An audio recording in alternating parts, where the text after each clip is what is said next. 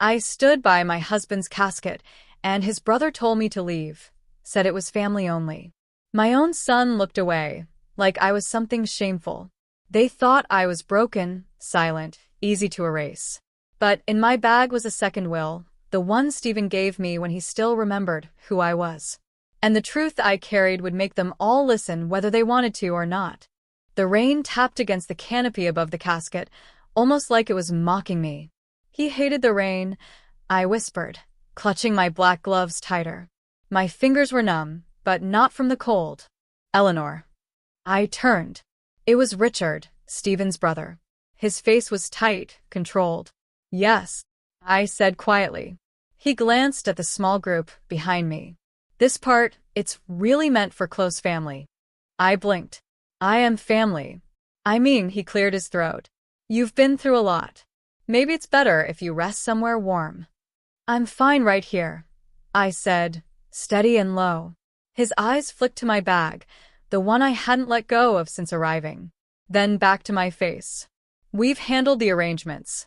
There's nothing more you need to. I said I'm staying. He gave a tight smile and stepped back. The priest began to speak again. I tried to focus, but the words just floated over me. I looked to my left. Ethan stood there. My son. Hands folded, tie crooked. Ethan, I whispered. He didn't look at me. Ethan. Louder this time. He flinched. Yes. I gestured to the space beside me. Will you stand here with me? He glanced at Richard, then down. I think it's better I stay here. My throat tightened. You think it's better? For now, he mumbled. I turned away. I didn't want them to see my face. Behind the priest, the casket waited, sleek, polished, too perfect for how Stephen had died. Do you remember how he used to hum when he cooked? I asked to no one. No one answered. I do, I whispered. Every Sunday. The final prayer ended. People stepped forward to place flowers, whispering words I couldn't hear. My feet wouldn't move. My body wanted to collapse, but I wouldn't give them that. Carla brushed past me. Her perfume clung to the air like poison. Sorry for your loss, she said without looking at me. I didn't answer. When it was over, Richard leaned in again. You should go with the driver, Ethan, and I will handle everything. I'm not a child. No. But you've been under a lot of stress. We all have. Maybe it's time. I looked him in the eye. Don't pretend to care. He smiled. Just trying to help. I turned and walked toward the priest. Father Michaels, I said. He looked up and smiled gently. Mrs. Eleanor, I'm so sorry for your loss. I nodded. My mouth was too dry to speak. Stephen was a good man. I could see how much he loved you, even near the end. My eyes stung. Thank you. If there's anything I can do, there might be, I said softly. But not here. He nodded, catching the tone in my voice. Come by the rectory anytime. I will. As I turned to leave, Ethan appeared beside me. Mom. I stopped. Can we talk? Now. Not here. Maybe later. I didn't want this to be hard. It was hard, I said. But not because of Stephen. He sighed. Richard said. I held up my hand. I don't care what Richard said. He's family, and I'm not. He looked away. We stood there in silence, the rain softening into mist. You could have stood beside me. I didn't know how, he said quietly. I taught you better than that. I know. I adjusted the strap on my bag. Tell Carla I saw the shoes by the door. Nice taste. He blushed. It's not like that. I don't care what it's like. He looked down. You're leaving? For now. I'll call you. I nodded, but I didn't believe him. I stepped into the waiting car alone. As the driver pulled away, I pulled the leather satchel onto my lap. Inside, wrapped in plastic, was the envelope Stephen had given me. The one he pressed into my hands 2 weeks before he stopped speaking. If they try to change anything, he'd whispered, you give this to Father Michaels. I hadn't looked at it until yesterday. I opened the satchel and stared at the document again. My name, written in Stephen's handwriting. The second will. Undated, yes, but I knew it came after the first. Richard had flashed a folder that morning. Claimed it was the official version. Said Stephen was too far gone to change anything. But Stephen had been clear that day. Lucid. He looked me in the eye and said, "Don't let them erase you." I hadn't understood then. But now I did.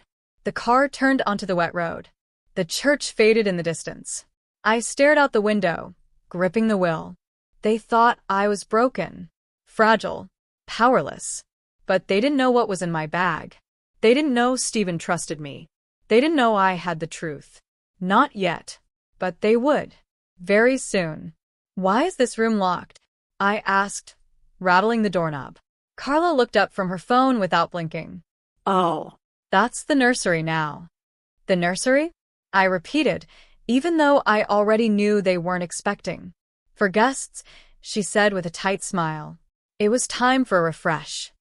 My sewing machine was in there. I think Ethan moved it to the garage. I clenched my jaw. The garage isn't climate controlled. "Well," she shrugged, "we needed space." I didn't reply. I walked past her toward the kitchen. Every cabinet door looked shinier. Every frame on the wall had been replaced.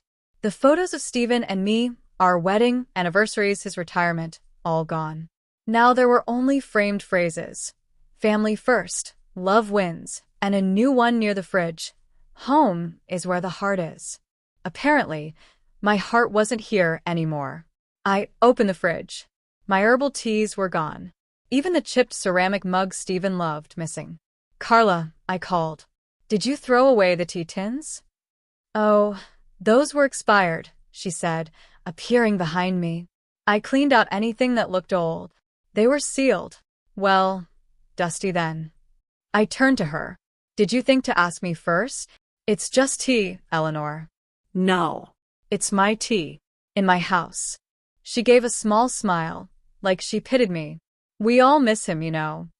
I walked away before I said something I'd regret. Upstairs, the hallways smelled like vanilla candles, Carla's favorite. The room Stephen and I had shared was now a reading room with minimalist chairs and a catalog coffee table. My clothes were folded neatly in a plastic bin on the bed. I stared in silence. Footsteps came up the stairs. "Ethan." "Mom," he said softly. "Carla thought you'd prefer the guest room. Less clutter." "You mean less memory?" He sighed. "Please don't start." "I'm not starting. I'm responding. I didn't want this to feel awkward." "Then maybe don't change the locks without telling me." "That was Richard's idea. He said you weren't yourself." "And you agreed?" He looked at the floor. "We thought it'd be safer. You were so quiet after Dad got sick." "Quiet doesn't mean gone." He shifted. "The guest room's ready. Fresh sheets." "How generous," I muttered, picking up the bin. He followed me. "We didn't throw anything away." "No, just packed it like I died too." "Mom, where are the mail keys?" "What?" "The nameplate's changed. My name's gone from the mailbox." "That's just a clerical thing." "I'll handle it," I said. I stepped into the guest room. It smelled like lavender and linen spray, none of it familiar. "Do you need anything else?" he asked. "Yes." "The key to Stephen's study." He froze. "Richard's using it." "For what?" "He's staying for a while. Going through Dad's things." "My husband's things," I corrected. "I just thought. You didn't think at all." I closed the door gently before he could answer. Inside, I opened my bag and pulled out the will again. My hands were shaking. I couldn't tell if it was grief or rage.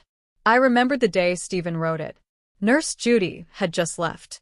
She brought fresh soup, whispered prayers, adjusted his pillows gently. "She reminds me of my mother," Stephen had said faintly. "She reminds me that some people still see me," I had whispered. That night, he scribbled something at his desk and called me over. "In case things go sideways," he said, "just hold on to this." Now that paper meant everything. My phone buzzed. A text from Gloria, our longtime housekeeper. "I'm sorry I couldn't come today. They said it was just family."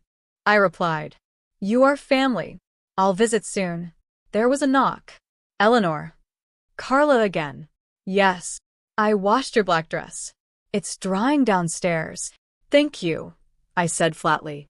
You know, she continued, Stephen was lucky to have you. You cared for him so well. I stayed silent. But it's time we all move forward, don't you think? I opened the door. Forward into what, exactly? A new chapter. One where we support Ethan. And erase me? No one's erasing you, she lied. We just want peace. I stared at her. Peace doesn't come from pretending someone never mattered. She smiled again. That same polished, pitying smile. I closed the door. I placed the second will beneath the drawer lining. Hidden, but not forgotten. Let them play house. Let them change locks, move furniture, remove my name from the mailbox. They had no idea what was coming. Stephen had trusted me with the truth, and I intended to honor it. The house was quiet, too quiet. I stood outside Stephen's study, heart pounding, eyes fixed on the brass doorknob. The one Richard claimed was off-limits. I pressed my ear against the door. Silence. From my coat pocket, I pulled out the spare key, the one Stephen had slipped into my hand months ago when no one was looking. If something happens, he whispered, and I'm not in my right mind, give this to the priest. I hadn't understood then. I do now. The lock clicked. I slipped inside and quietly shut the door behind me. Stephen's scent still lingered, faint tobacco, cedarwood, and something I could never name but always knew. I went straight to the bottom drawer of his desk. Locked. I knelt down, reached underneath, and felt for the taped key. Still there. I opened the drawer. There it was. The envelope. Thick. Sealed. Marked in Stephen's handwriting. Father Michael's. I sat on the floor and stared at it. Are you sure? I whispered. I broke the seal. Inside were 6 neatly folded pages. My name was on the first line. To Eleanor in case they silence you. My breath caught.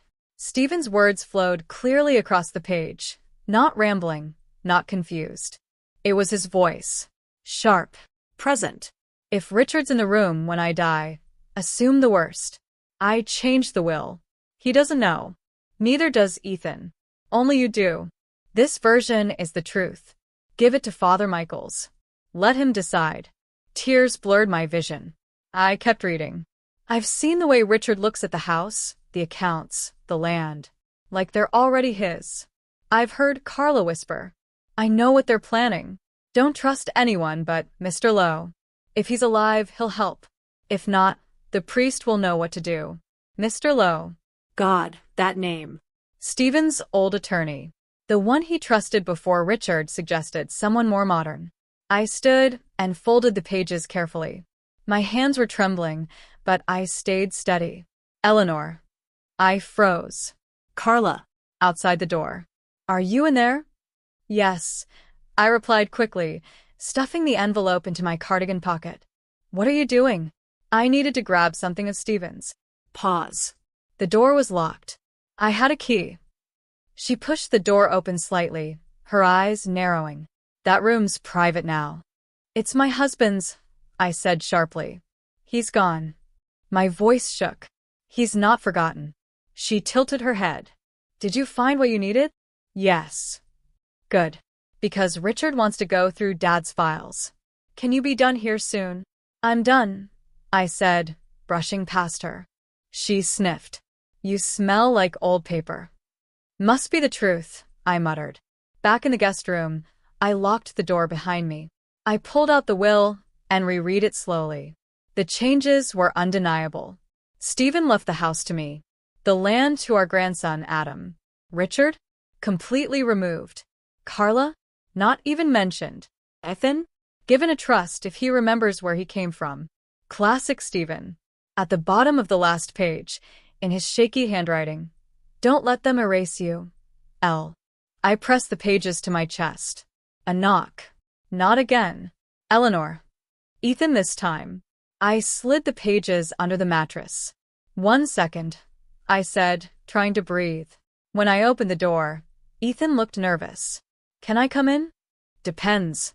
Are you here to lecture or to listen? He smiled weakly. I was going for coffee. Wanted to see if you'd come. I blinked. Really? Just us? No, Carla. Why now? I don't know. I've been thinking. I studied his face. Still my son. Just buried beneath layers I barely recognized. Okay, I said. Let me grab my coat. We sat in a quiet corner of the coffee shop, steam rising between us. I remember coming here with Dad, he said. Every Friday after soccer. He always got you that oversized muffin, I smiled. Yeah. And told me not to tell you. I always knew. He chuckled, then paused. Mom, Richard said you're not doing well. Do I look unwell? No. Then don't believe everything Richard says. He hesitated. He said you've been forgetful. That after Dad got sick, you faded. I was grieving. Quietly. Not gone. I guess I didn't know how to help. You didn't try. He looked down. I'm sorry. The silence between us stretched. I found something, I said. What kind of something? Something Dad left. Something for me to deliver. He looked confused. Like a letter? Something like that. I waited. You're not going to tell me? Not yet. Why not? Because I don't know if I can trust you. He looked hurt. I'm your son. And Richard is your uncle. He didn't answer. When we returned home, I went straight to my room and locked the door. Mr. Lowe. I had to find him. Stephen said he'd help. I didn't know if he was still alive, but I was going to try. Because Stephen's words wouldn't leave me. Don't let them erase you. And I wouldn't. I was halfway down the stairs when I heard the laughter. Soft. Low. And wrong. I paused on the fourth step. From there, I could just see the living room, Richard, Ethan, Carla, seated comfortably around the coffee table. A man in a gray suit sat beside them, flipping through a leather-bound folder. Everything's been reviewed, the suited man said. Mr. Carter left no debts. The house, land, and secondary accounts are all clean. And the transfer timeline? Carla asked, swirling her tea. Once the sale clears, the assets will move as discussed. Perfect, Richard said. Sale? I whispered, gripping the banister. Mother's fine with the monthly arrangement, Carla added. I stepped down. Mother hasn't agreed to anything.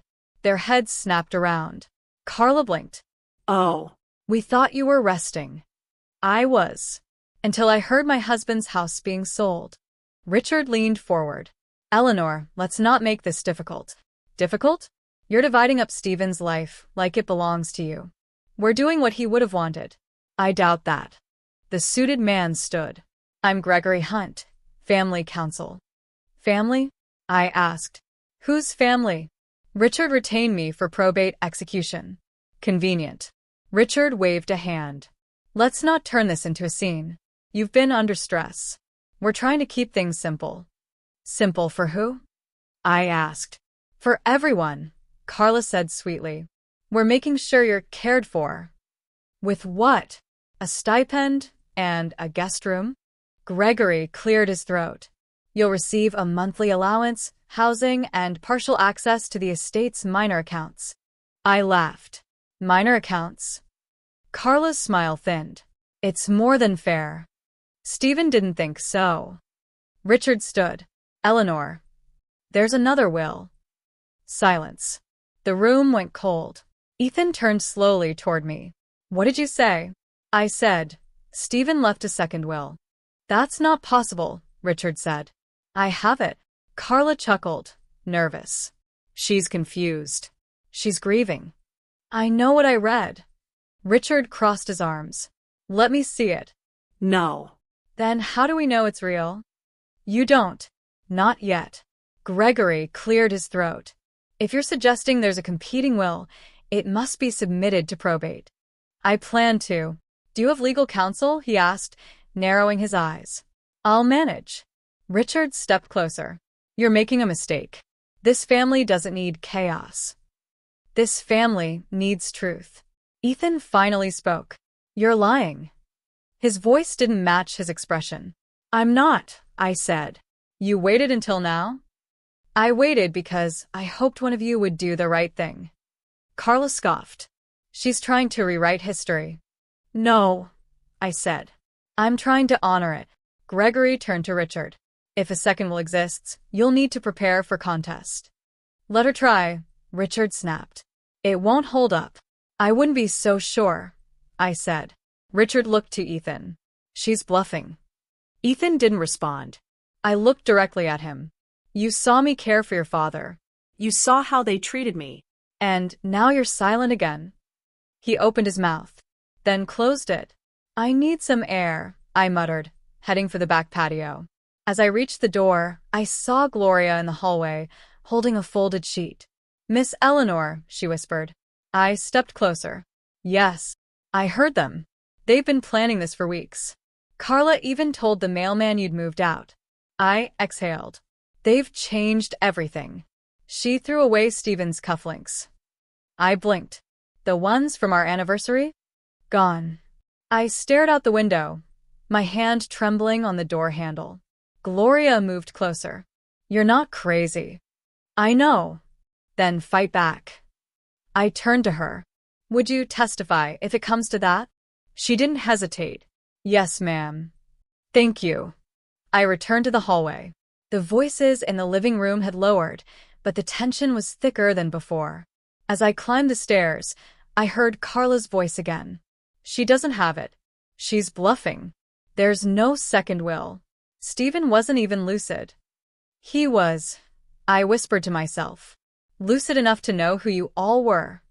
In my room, I pulled the envelope from beneath the mattress. My fingers traced Stephen's name, his words, his instructions. I remembered the day he gave it to me. His voice, weak but clear. If they try to take everything, give this to someone who sees you. I thought he meant Ethan. But maybe he didn't. Maybe he meant someone else. Maybe he meant me. The chapel was empty, except for the soft creak of the door as I stepped inside. Father Michaels? My voice echoed too loudly. In here, he called gently. I followed the sound past the pews, into a side office where sunlight slanted across a cluttered desk. He sat there, reading glasses low on his nose, scribbling into a worn notebook. He looked up and smiled kindly. Mrs. Eleanor, I hope I'm not disturbing. You're always welcome. I sat across from him, clutching the envelope in my lap. My fingers wouldn't stop shaking. He noticed. What brings you here? I slid the sealed document across the desk. He raised an eyebrow. Stephen's handwriting. He gave it to me before he passed. Told me to bring it to you, if things went wrong. He touched the envelope gently. He mentioned something once. Said not everyone would honor his final wishes. I nodded. They haven't. He broke the seal with care, like he was opening something sacred. May I read this aloud? Please. He cleared his throat and unfolded the letter. To whomever reads this in good faith, this is my final will and testament, superseding all previous versions. I held my breath as he read. Dated, notarized, he murmured. It's real, isn't it? It is, he said. Very much so. I sat up straighter. Then everything Richard claimed about Stephen being too sick was a lie. Father Michaels continued reading. He paused. Stephen leaves the house to you. I blinked. He wanted me to have the house? And the Carter Family Foundation account goes to your grandson, Adam. And Richard? He looked down. Removed. Entirely. I swallowed hard. Stephen knew, I whispered. He knew what they were doing, likely more than he let on. My voice cracked. Why didn't he tell me sooner? Sometimes men think protecting the truth means hiding it until the end. He said to give it to someone who sees me. I do, Father Michaels said softly. I stared at the papers. What do I do now? You bring it to court. This will changes everything. I shook my head. It's not just about court. It's about what's true. He leaned forward. Eleanor, this isn't just justice. It's Stephen's voice. His trust in you. I'm not sure I'm strong enough. You already are. You walked in here. I laughed bitterly. Barely. He smiled. You've buried a husband, survived betrayal, and walked in here holding the truth. That's strength. I folded my hands. Richard will fight this. Ethan might too. Carla already thinks I'm unstable. What do you think? I think I want to be seen again. He nodded. Then let them see. I exhaled slowly. Could you testify if it came to that? He didn't hesitate. Yes. I'll stand beside you. Tears welled in my eyes, but I blinked them back. Thank you. He placed a hand over mine. Stephen loved you. This will prove it. I just wish he'd told me more. Near the end, there were moments, things he started to say, but didn't. He was afraid, Father Michael said. Of what? That Richard would twist the truth before you could speak it. I stared down at the desk's worn wood grain, silent. There's something else, I said. Richard's been pushing Ethan. Controlling everything. Even the lawyer they hired, he's no neutral party. I can imagine. And Ethan, I don't know if he believes what he's saying anymore. Father Michaels tilted his head. Do you think he's lying? I think he's lost. He nodded slowly. Then maybe this will offers more than justice. Maybe it offers a way home. Home, I repeated. Not just the house. The truth. A place no one can sell or lock you out of. I looked at the papers again. Do you think Stephen planned this? I think he knew you'd do the right thing, even if it hurt. I wiped my eyes. It does hurt. But truth often does, he said. That's why so few carry it to the end. We sat in silence. Then I stood. Thank you, Father. For everything. He nodded. Will you send a copy to the county registrar? I will. But I want to speak to someone first. Who? Mr. Lowe. Stephen's old attorney. His eyebrows lifted. He's still alive? I'm going to find out. He smiled. Then go. And bring him this. I tucked the envelope back into my bag and turned to leave. Eleanor. Yes. Don't forget, this isn't just about what Stephen left behind. It's about what you carry forward. I nodded and walked into the sunlit hallway, the papers pressed close to my chest.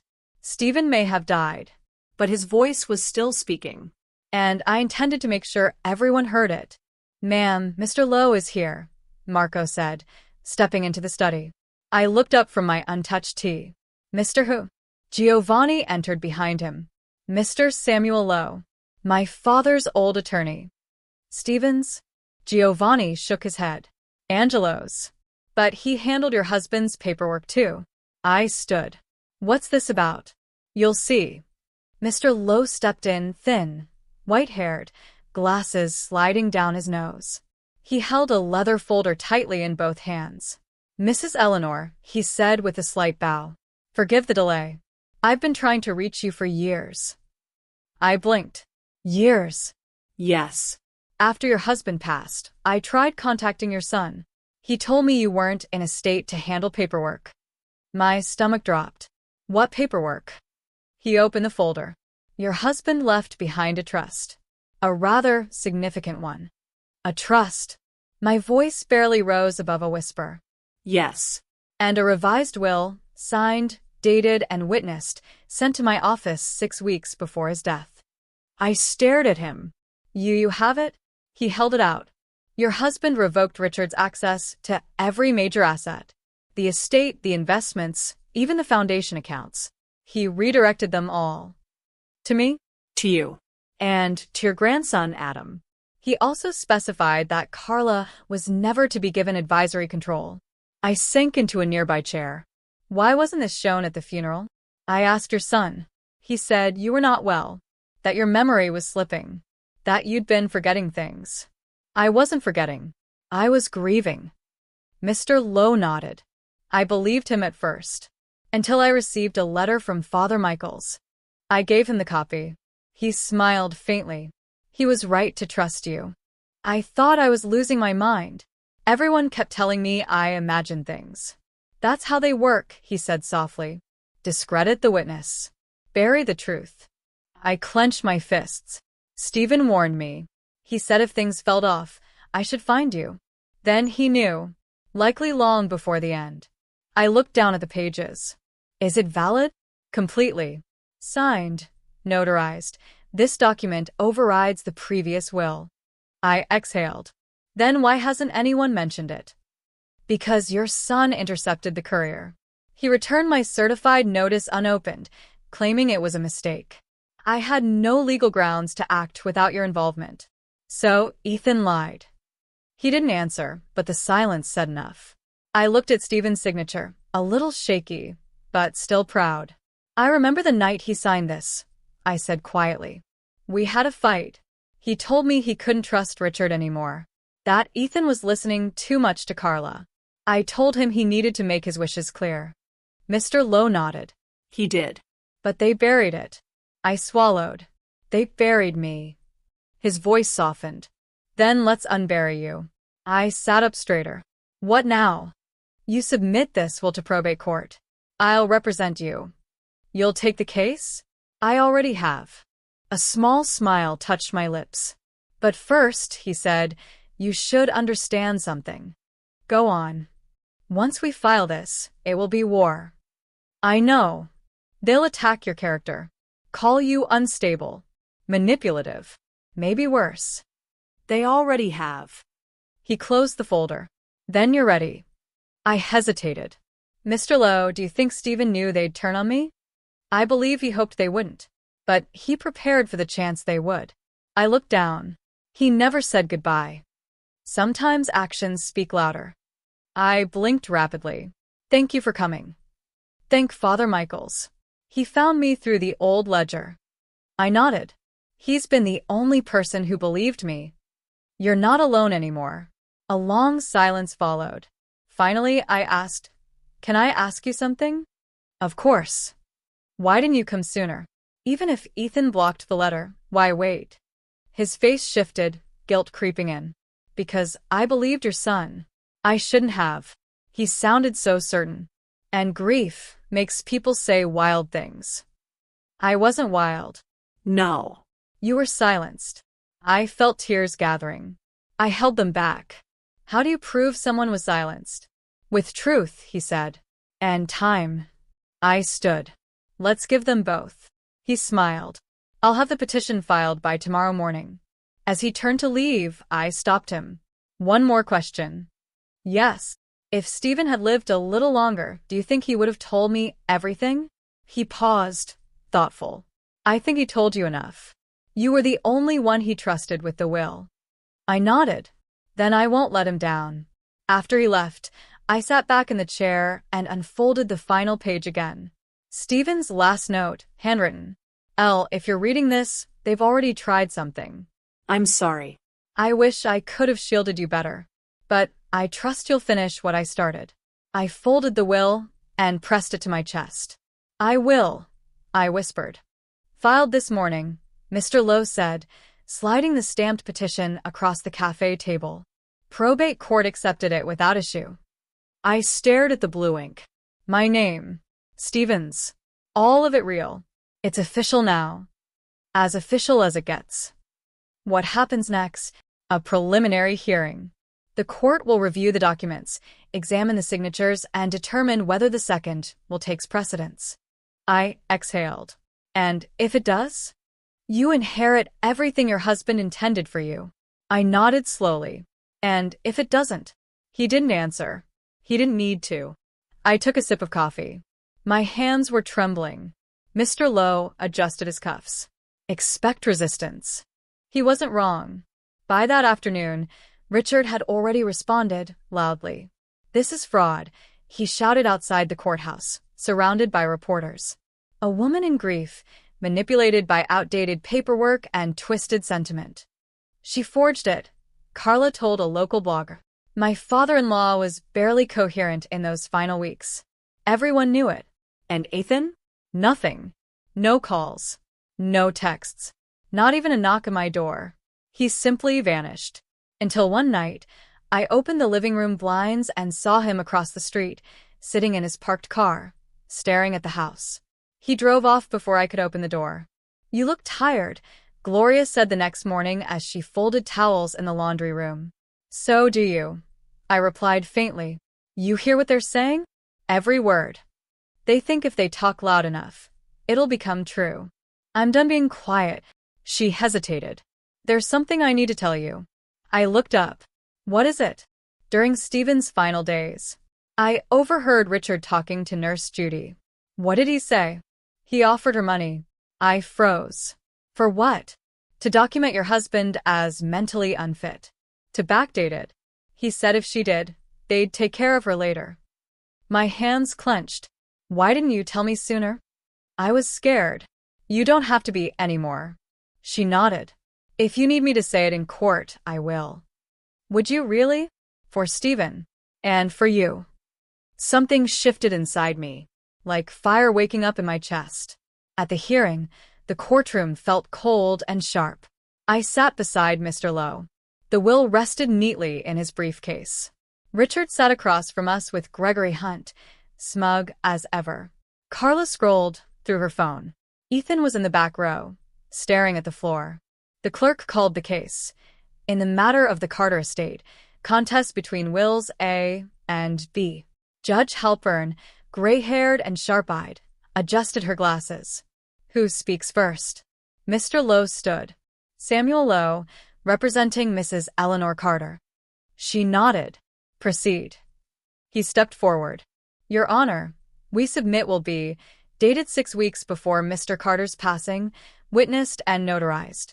This document revokes all prior versions and outlines Mr. Carter's true intentions. Gregory stood. Objection. The authenticity is questionable. Mr. Carter was under medical duress during the alleged signing. Judge Halpern raised an eyebrow. Your proof. He hesitated. A nurse's statement. Filed this morning. Mr. Lowe turned to the judge. We have witness testimony to the contrary. She gestured. Call your first witness. Father Michaels stepped forward, Bible in hand. He swore in and took the stand. Please state your relationship to the deceased, Judge Halpern said. I served as Stephen Carter's spiritual counselor for 12 years. Did you see the second will? I did. Delivered directly by Mrs. Carter, who acted with clarity and purpose. And Mr. Carter's mental state? He was lucid, focused. He expressed mistrust toward his brother and asked that his revised wishes be honored. Thank you, Father. Next came Gloria. She walked to the stand with her head held high. I overheard Richard offering money to Nurse Judy, she said clearly. He asked her to backdate a report saying Stephen wasn't of sound mind. A wave of murmurs rolled through the courtroom. Did she agree? The judge asked.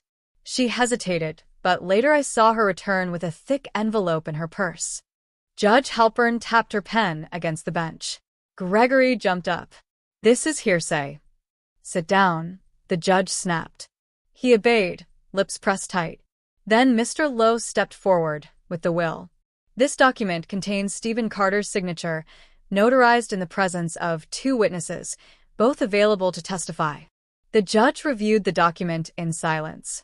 The room held its breath. Finally, she looked up. I'll need time to examine both wills and all supporting documents. But based on preliminary review, the second will appears legally sound. Gregory stood. We request the estate be frozen until full verification. It already is, she said flatly. And it will remain so. She turned to me. Mrs. Carter, would you like to say anything? I stood slowly. I loved my husband. I cared for him while others planned to take from him. This document isn't about money. It's about honoring his voice, a voice they try to silence, just like mine. The judge gave a small nod. We'll reconvene next week for final review. As I walked out, Carla brushed past me. This isn't over, she hissed. No, I said. It's just beginning. I looked to the back row. Ethan was gone. But for the first time, my fear was gone too. I was done grieving. Now I was fighting. There was a knock at the door, slow, hesitant. I didn't move right away. I already knew who it was. Another knock. 3 soft taps. I opened it. Ethan stood there, hands in his jacket pockets, eyes bloodshot. Can I come in? I stepped aside. You're lucky, I answered. He walked in slowly. Thanks. I said nothing, just pointed toward the kitchen. We sat at the table across from each other. The same place Stephen used to read the morning paper. Now it just held silence. He finally spoke. I don't know where to start. Start with the truth, I said. He exhaled. Okay. I lied. I know. I told Mr. Lowe you were unstable. I told him not to contact you after Dad died. Why? Because Richard said you'd ruin everything. That you'd waste the estate on emotion and charity. That you weren't thinking clearly. I stared at him. You believed that? He looked down. Carla did. She said it was better if we took control early. I didn't question it. I laughed bitterly. You didn't even ask me. I was scared. Everything happened so fast. Dad went downhill. The will showed up and Richard. He made it sound like we had to act quickly. You acted. Just not with me. He nodded. I let them speak for me. Like always. He winced. I deserve that. Yes, I said. You do. He rubbed his face. I didn't think it would go this far. When I saw you at the hearing when Gloria spoke, and Father Michaels had hit me, what I'd done. You helped erase me. I know. You let them move me out of my room. Change the locks. Replace the photos. And you stood by. I thought I was protecting what Dad built. By pretending I didn't exist? His eyes filled with tears. I miss him. I do too, I whispered.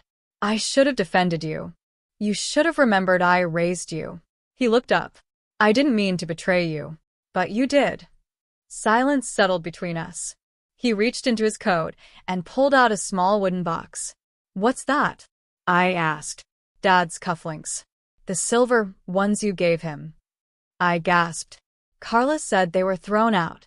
She tried. I found them in a donation bin. I thought maybe you should have them. I took the box, opened it slowly. The metal was cold but familiar. He wore them every Sunday, I murmured, even when he didn't go anywhere. I remember. I closed the lid and set it on the table. He leaned forward. Mom, I'm sorry. I was weak. I let people speak louder than my conscience. I didn't stand up for you when it mattered. No, I said softly. You stood behind them. I know it's too late to fix everything. It is. He blinked. You won't forgive me? I didn't say that. He sat back. Then what? I said it's too late to fix everything. Some things stay broken. He wiped his face with his sleeve. I get it. I lost Stephen twice, Ethan. Once to the illness. And once to the people he left behind. I know. And you? You were the second loss. He nodded, eyes red. I never wanted the money, I said. I wanted peace. But they wouldn't even let me grieve. I should have seen it sooner. You didn't want to see. He looked down again. I don't hate you, I said.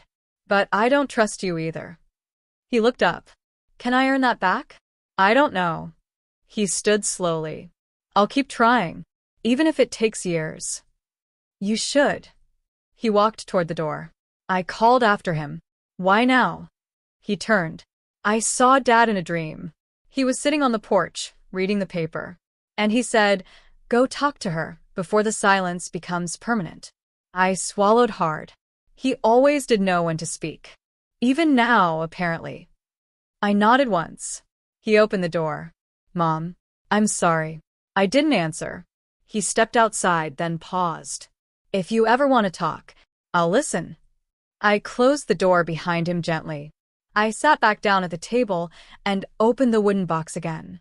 The cufflinks shimmered in the fading light. Stephen's presence was still here. In the quiet, in the objects, in the words he never got to say. Maybe forgiveness would come. But not today. Today, I held the truth. And I wasn't letting go. Is everyone present? The clerk asked. Yes, Judge Halpern replied, scanning the room. Proceed. We sat in silence as the court-appointed officer opened the envelope containing Stephen's final, verified will. I didn't look at Richard. I didn't need to. He was already shifting in his seat, jaw clenched. Gregory Hunt leaned over and whispered something to him. Richard didn't respond. Carla sat stiff, legs crossed, arms folded like a statue carved from anger. She hadn't looked at me since I walked in. Ethan was in the back row, head down. No Carla beside him. Mrs. Eleanor Carter, the clerk began, As per the revised and now court-validated will, you are the sole beneficiary of the Carter residence and controlling owner of the Carter estate holdings. I exhaled.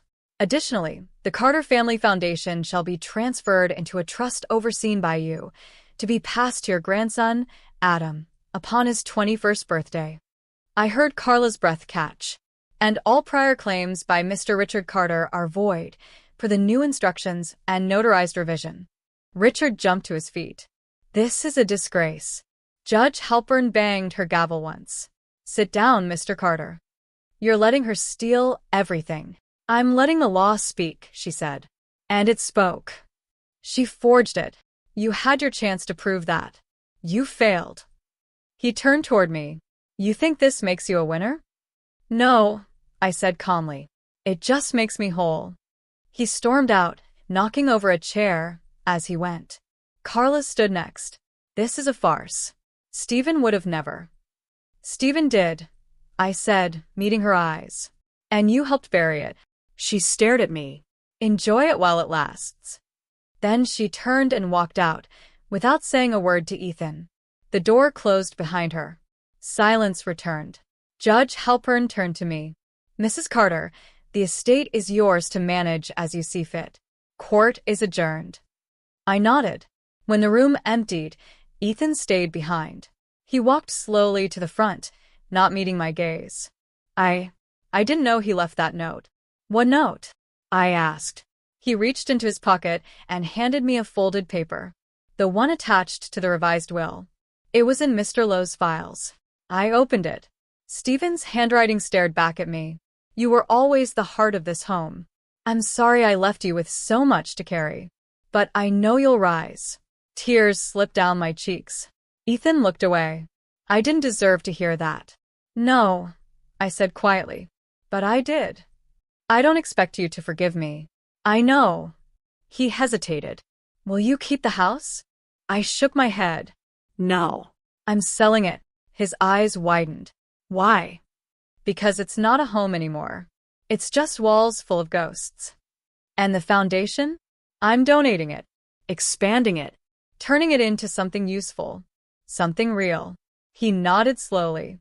Dad would have liked that. I think so too. He took a step back. If you ever want to talk, I'll let you know, I said. He left without another word. Later that week, I walked through Stephen's study one last time. I opened the bottom drawer of his desk and placed his cufflinks inside, right where they used to be. The room felt still. Not hollow, just still. I whispered to the air. We made it, Stephen. I didn't cry. I'd done enough of that. 3 weeks later, the house sold. I declined the big estate firm and handed the keys to a young couple who walked through the place holding hands and whispering dreams. They reminded me of us. Before time and people chipped away at everything, I moved into a small, sunlit cottage on the edge of town. Nothing fancy, just quiet. I painted the walls soft green. I kept only a few photos, Stephen laughing in the garden, Adam holding a soccer trophy, me at the beach with wind in my hair. No more pretending to be what others wanted. Just me, as I am. One morning, I visited the church. It was empty, except for a few flickering candles. I stepped up to the altar, lit one, and closed my eyes. The silence wrapped around me like an old shawl. I whispered, I never needed revenge. The flame flickered. I just needed the truth to breathe. I stood there a while, hands warm near the light. Then I turned, walked outside, and let the sun touch my face. If you enjoyed this video, don't forget to hit the like button and subscribe for more. And hey, if you're tired of the same old storylines and want something fresh, drop your ideas in the comments. We would love to create the stories you want to hear.